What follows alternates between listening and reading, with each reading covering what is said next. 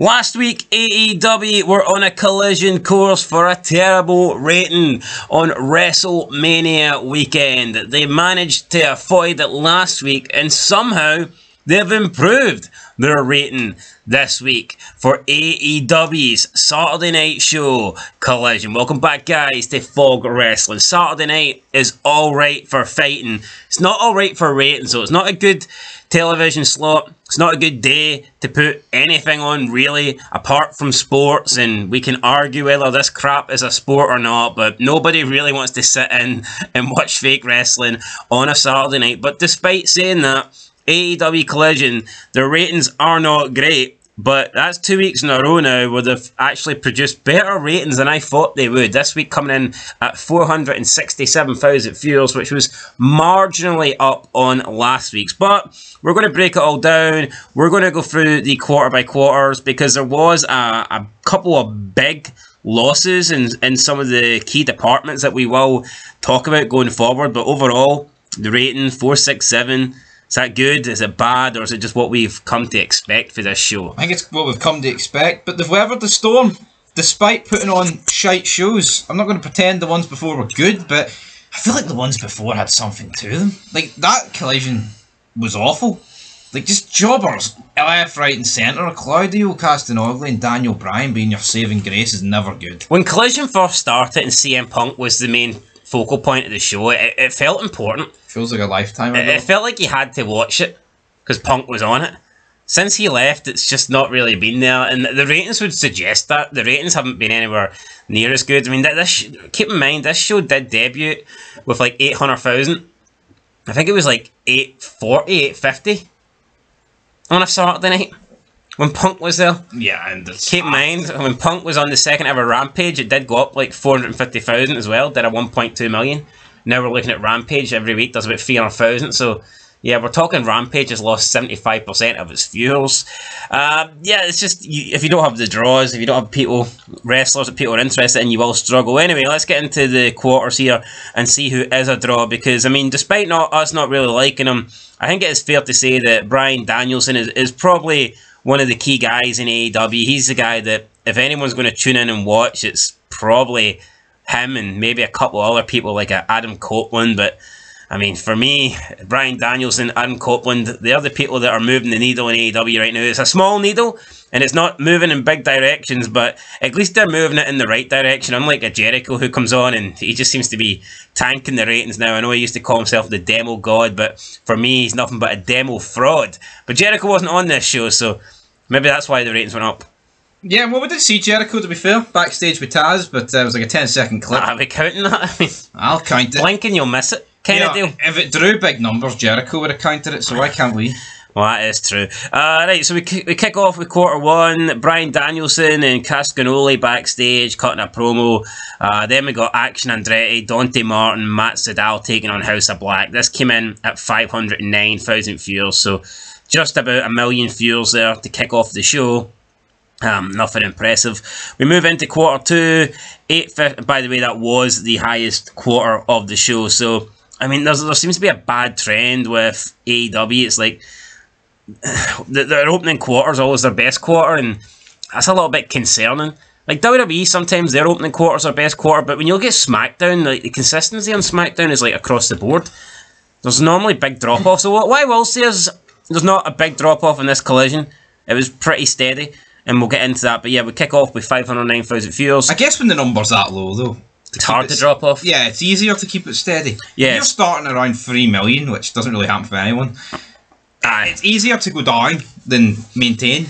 It is. Anyway, Action Andretti, Martin, and Sydal taking on the House of Black continued into quarter two, and then we got a Tony Storm backstage promo. This went down 8%. So yeah, it lost what? 31,000 viewers between quarter one and quarter two. Just not really much to add there. It was a continuation of the House of Black match and then a Tony Storm promo, so 8% down. We move into the next quarter. There was no increase in terms of percentage because the increase was so low, but we did gain 2,000 viewers. Quarter three had Shibata versus Lee Moriarty, and then a post-match with Shane Taylor and Hook. So, I mean, yeah, this didn't actually gain anything in terms of viewership, but it did lose in the demo big time, which was interesting. It lost 14%. So the demo for quarter 2 was 191,000 viewers watching. The demo for quarter 3 was 164,000 viewers watching, and that's a pretty big loss, 14% in the demo. Now the next quarter gained 14%, so I'm not sure if everyone tuned out. Was there something happening between 8:30 and 8:45 where people between 18 and 49 thought, fuck, I need to go and be elsewhere? Or is it just because Shibata versus Lee Moriarty was happening? It was like, what could have been Iran launching missiles toward Israel. At that time? Well, I mean, it was a big... Well, I can't remember what time it specifically happened that, like, but maybe people were tuning into the news. Maybe. Quarter 4, though. Because if there's one thing faker than wrestling, it's fucking news. CNN, buddy. 8:45 to 9, Athena, Billy Starks cut a promo. Roderick Strong cut a promo. Then we got Angelico versus Daniel Garcia. It went up 2% in the viewership, but went up 14% in the demo. Why this went up, I do not know. I've no answer really for you. I'm willing to bet it's not because of Angelico and Daniel Garcia. There's just no real... But there is a trend, because they lost 14% just to gain 14%. Something must... Did 14% of the TVs and power just cut? I mean, that could be it. Maybe... Like, in a certain area of the country? Northwest or something, or the power grid went out. Because that's bizarre. There's no reason why 14%, in my opinion, would tune out and then just come straight back in. Yeah, I'm not quite sure what happened there, but the viewership overall remained a bit steady. Roderick Strong doing a backstage promo is not bringing 14% back. No, neither is Angelico taking on Daniel Garcia, but whatever.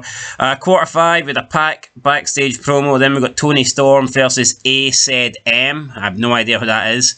Someone from Stardom, I believe. And then a post-match with Maria May. This went up 5%, and it finished the quarter with 500,000 viewers, 500,000. The second highest rated quarter of the show. Lost 2% in the demo, but yeah, went up 5% overall. So, Pac, Tony Storm, is that what people are tuning in to see here? Not entirely sure. We move into quarter 6, so... And this is probably the most disappointing quarter of the show. Down 17% in the viewership. So from 500,000 down to 414,000. 86,000 viewers lost then.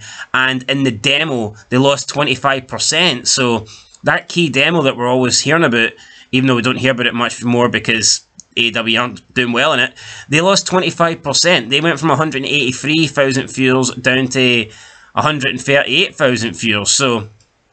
I mean, that doesn't seem like 25% to me, but that's the numbers that we've got here. Yeah, 25%. I mean, that's a massive drop-off.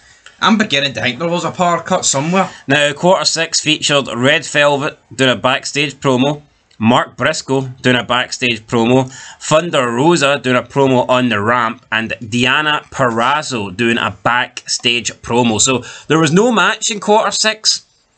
Could this just be that AEW fans like the matches? Maybe they don't like the promos, because quarter 6 did not feature any match. No match started and no match continued into quarter 6. It was just 15 minutes of promos. There was 2 ad breaks, but I mean, overall, still... No, it's funny, when you said promo on the ramp, I actually thought the ramp was a wrestler, because they've got people who are just Jake something, I know that's TNA, but there's just so many fucking bad names. Bobby Fish. What's stopping someone being called the ramp?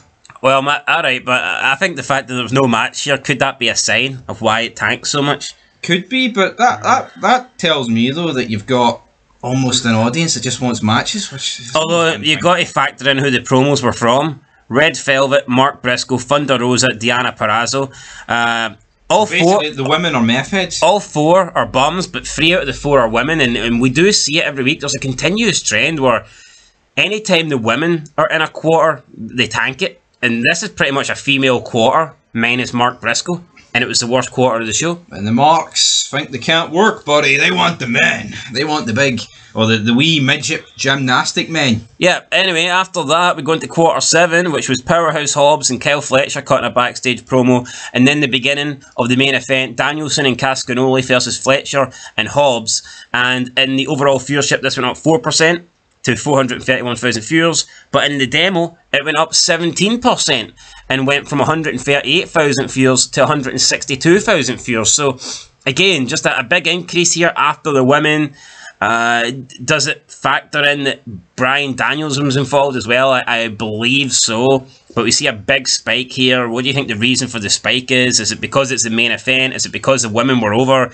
Is it because Bryan Danielson was there? Or is it like a combination of all three? It's probably a combination of all three. People who do tune it during the show will be more likely to come back for the main event, because that is where the good stuff should happen. Yes. Not that this was good, but here, you got Daniel Bryan, buddy. And then we move into the final quarter 8. It was just a continuation of this tag team match. Danielson, Cascaroli versus Fletcher and Hobbs. And then a post-match promo, I guess, with Takashita. This went up 8% in the viewership to finish with 467,000 viewers.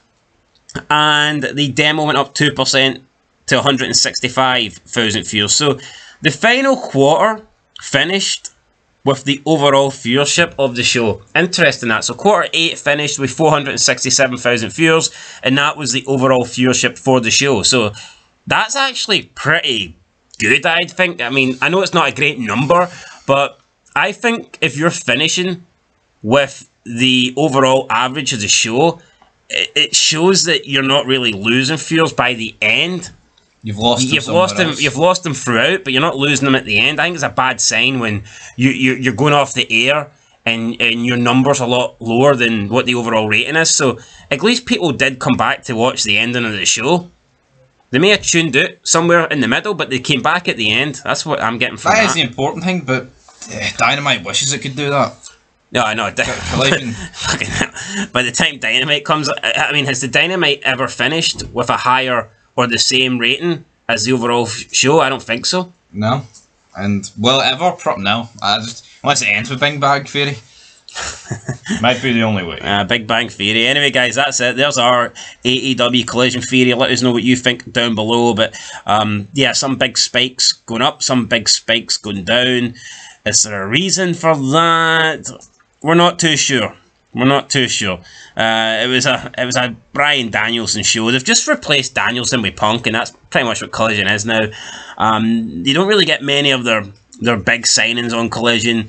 You don't really get Ospreay on Collision much. You don't really get... I don't even know if Mercedes Moné has appeared on Collision yet. And the other guy, Okada, I think he appeared on it once.